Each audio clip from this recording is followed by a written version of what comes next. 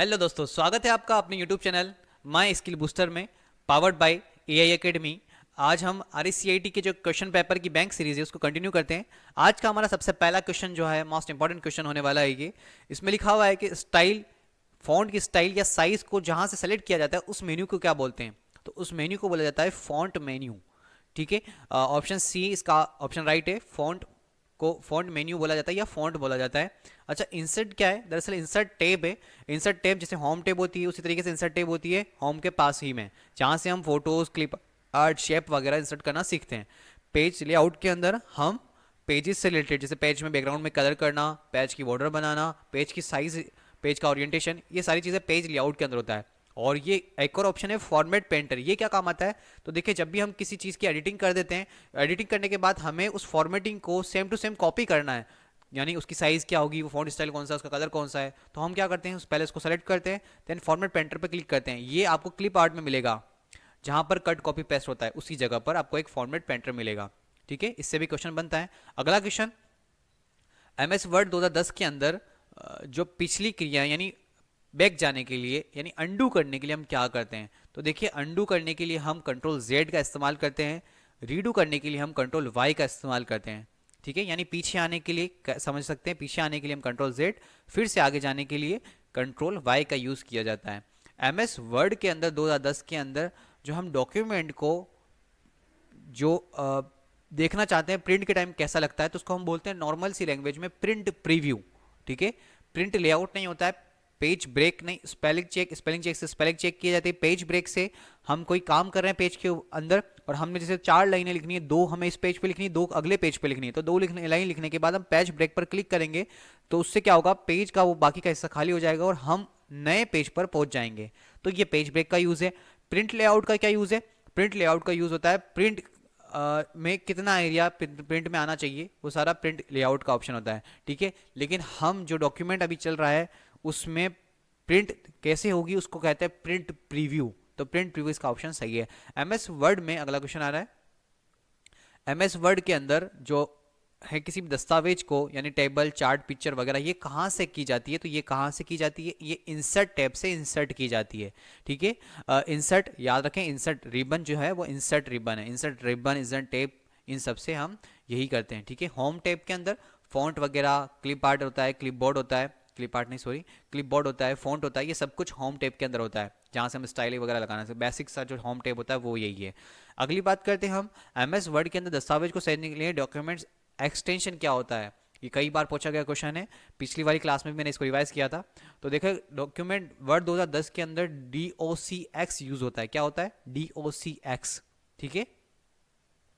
अच्छा, पीडीएफ के लिए .pdf, पीडीएफ की फुल फॉर्म होती है पोर्टेबल डॉक्यूमेंट फाइल।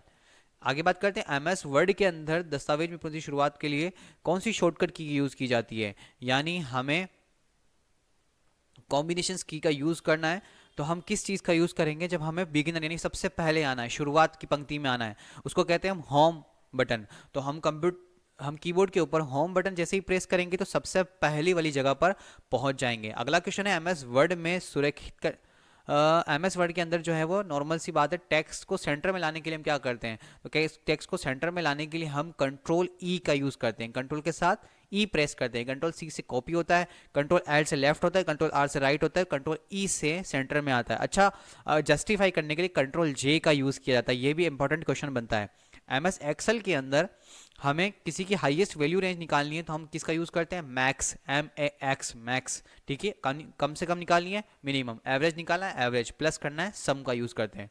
तो ये क्वेश्चन बहुत ईजी है, याद रखें। अगला क्वेश्चन है, एमएस एक्सेल में वी लुकअप फंक्शन क्या काम करता है? तो देखिए, एमएस एक्सेल में वी लुकअप फंक्शन जो है वो क्या करता है, किसी भी टेबल की वैल्यू को मतलब क्या कह सकते हैं, टेबल के अंदर एडिटिंग के लिए जैसे फर्स्ट टेबल की रो जो होती है उसको एक तरीके से एक वैल्यू यानी एक फिल्टर लगा देता है, उसको हम बोलते हैं वी लुकअप।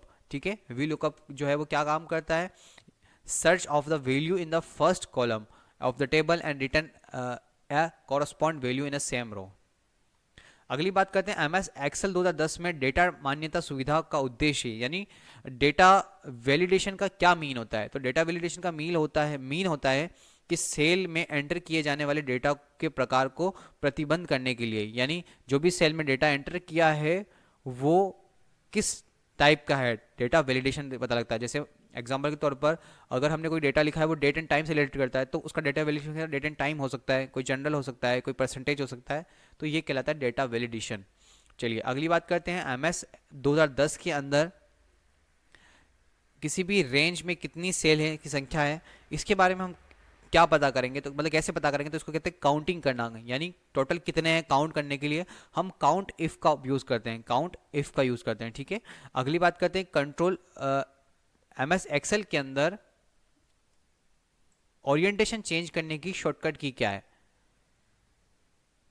नहीं क्वेश्चन ये बन रहा है कंट्रोल विंडोज 10 के अंदर, एमएस एक्सेल के अंदर ओरिएंटेशन कितने टाइप के होते हैं, तो ओरिएंटेशन विंडोज 10 में एक्सेल के अंदर ओरिएंटेशन होता है portrait, by default portrait, Excel Word PowerPoint सब में पोर्ट्रेट ही होता है, ठीक है। लैंडस्केप आड़ा, पोर्ट्रेट खड़ा, ठीक है। अगली बात करते हैं पावर पॉइंट में स्लाइड शो को प्रथम स्लाइड से शुरू करने के लिए हम क्या करते हैं, तो हम F5 प्रेस करेंगे तो स्लाइड शो चल जाएगा, F5 स्लाइड शो, ठीक है। अगली बात करते हैं पावर पॉइंट 2010 के अंदर बैकग्राउंड में स्लाइड यानी फॉर्मेटिंग, बैकग्राउंड की फॉर्मेटिंग करने के लिए हम क्या करते हैं स्लाइड के अंदर, तो फॉर्मेटिंग करने के लिए हम डिज़ाइन टेप का यूज़ करते हैं, किसका, डिज़ाइन का, ना कि फॉर्मेट टेप का। फॉर्मेट टेप कब खुलता है, जब हम कोई शेप लेते हैं, कोई टेबल लेते हैं, तब हमारे पास फॉर्मेट टेप खुलता है, ठीक है, वरना बाय डिफॉल्ट ये रहता ही नहीं है। अगली बात करते हैं पावर पॉइंट 2010 में स्लाइड शो टेप का क्या उद्देश्य है, मतलब स्लाइड शो का क्या मीन है। अभी स्लाइड शो क्या काम आता है, प्रेजेंटेशन करने के लिए, लिखा हुआ है प्रेजेंटेशन को दर्शकों को सेट करने के लिए, ठीक है, to set the presentation of audience.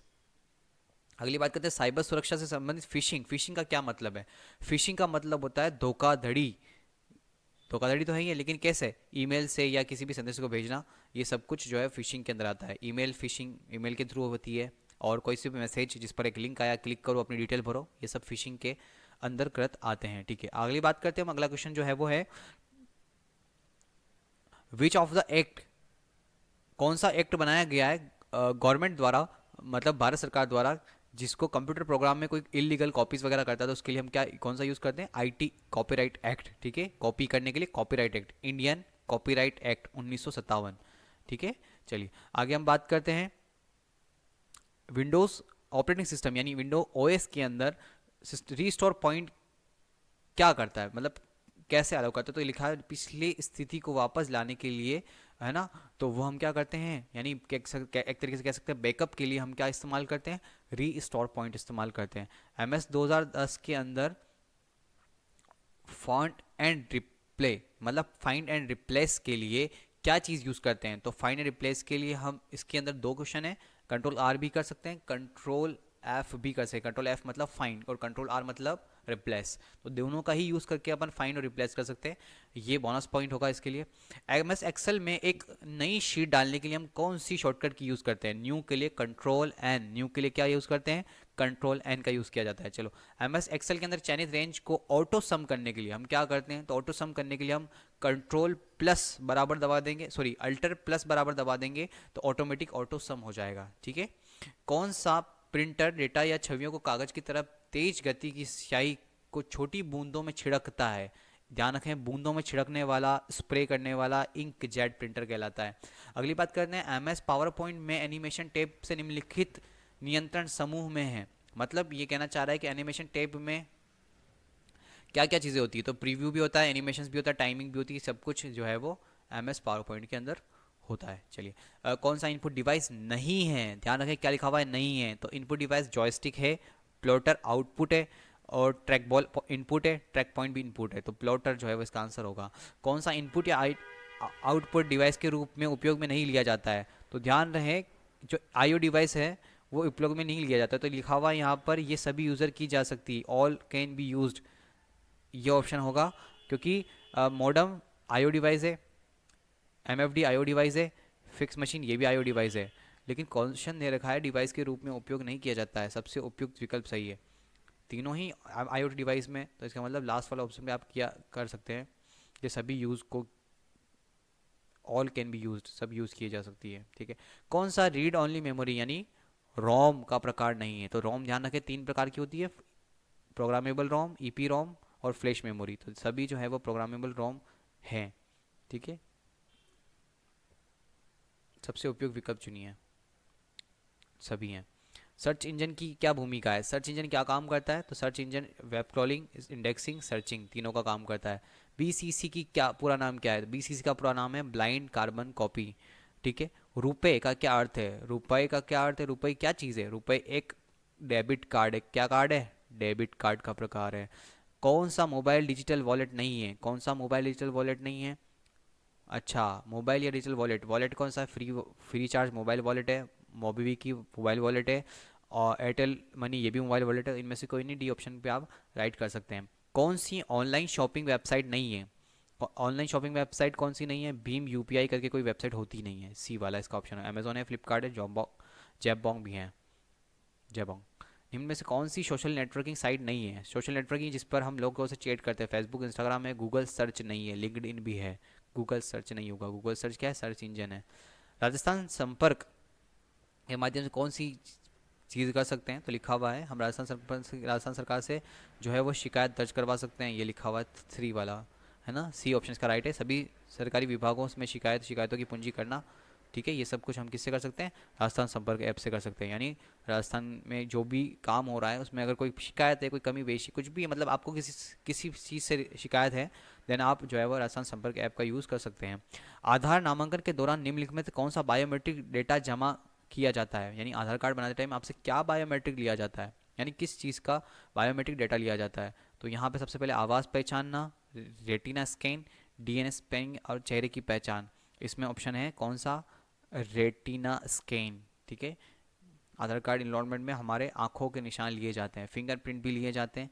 चेहरे की पहचान, ये से इससे पहचान, चेहरे की पहचान ये भी ऑप्शन सही हो सकता है, बट यहाँ पर रेटिना वाला एकदम सटीक लग रहा है। पैन कार्ड, यानी पैन कार्ड कौन इशू करता है? एनएसडीएल। कौन इशू करता है? एनएसडीएल। एनएसडीएल की full form national security depository limited.